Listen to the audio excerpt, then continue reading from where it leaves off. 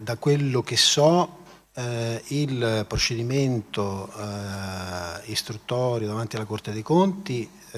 ci dovrebbe essere. Credo che l'incrocio tra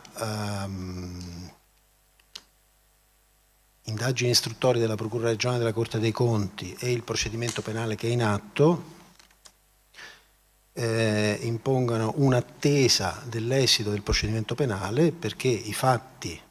che potrebbero essere accertati nel procedimento penale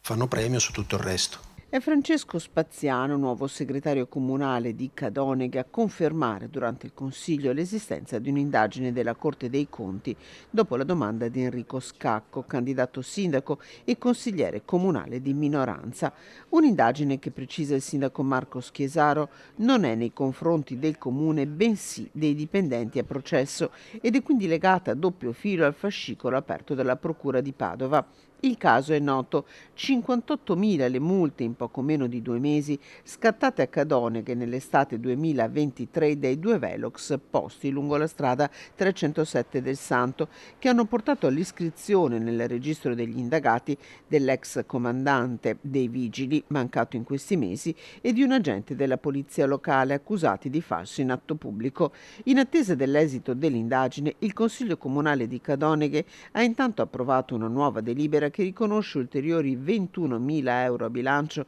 per la copertura di spese legali derivanti da 5 sentenze sfavorevoli davanti al giudice di pace.